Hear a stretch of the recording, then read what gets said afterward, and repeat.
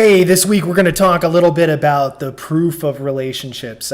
So, as many of you already know, I married a woman from another country. My wife, New, is from Vietnam, and she's involved in this immigration process.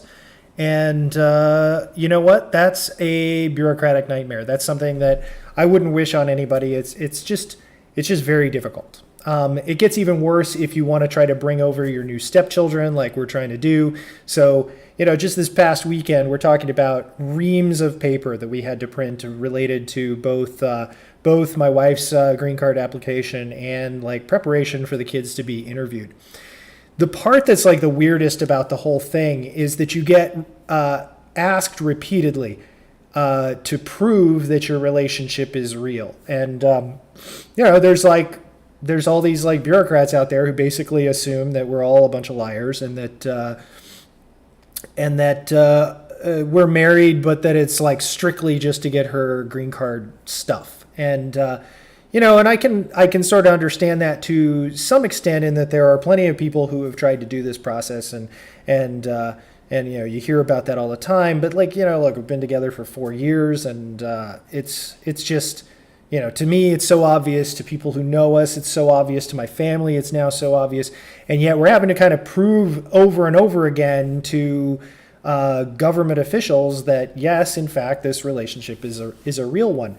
And so they ask for a lot of really detailed information. They want to see things like bank accounts with both your names on them. They want to see travel stuff, like, oh, here's airline tickets because we went on vacation, here's pictures of us with some other people, here's an insurance policy with the other one like as a beneficiary, and on and on and on and on. And so you end up with like this stack of paper that's like this thick, like that's hey, how do I like here's all this stuff. And then later some other process starts and you got to do it all over again.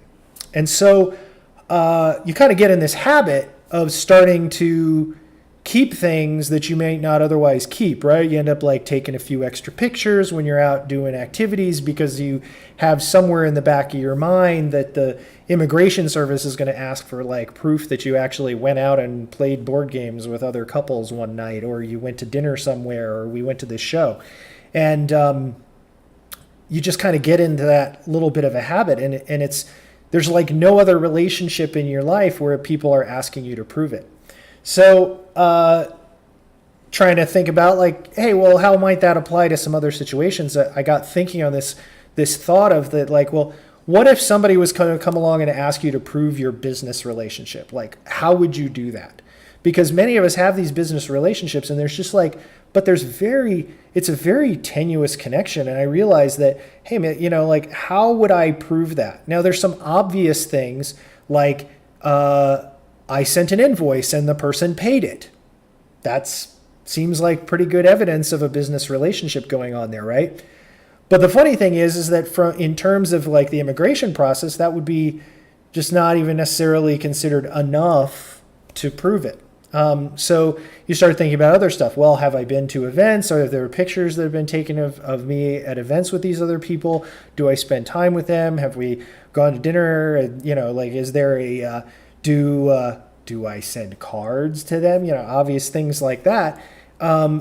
What is going back and forth between those two? And it actually turns out that if you started thinking about like, hey, I need to be doing things that would be that indicate that there's a provable business relationship, and I was kind of like doing them in such a way that I have some kind of record of that happening, I would also be doing all of the things that mean that I'm going to get more referrals, that I'm going to close more deals, that I'm going to make more money, that I'm just going to have a stronger, better business relationship with that person, whether it's a referral partner or a client or a vendor or a strategic partner in your business, whatever. If you're doing all of those things and you're actually kind of keeping track of like what it is that you might be doing, as if the one or of the other of you's continued opportunity to even live in the country depended on it,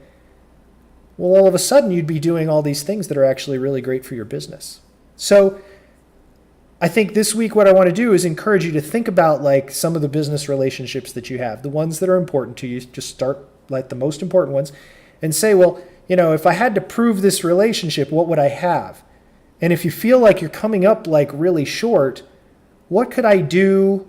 What could I record? What stuff could I be doing differently that would make this a more provable relationship? And try doing that. See how that works. And I don't know, I just thought of this thing. Maybe it works, maybe it doesn't. But give it a try, and I want to hear more about how that goes for you. Till next week, I'm Aaron Overton for Prestige Business Networking.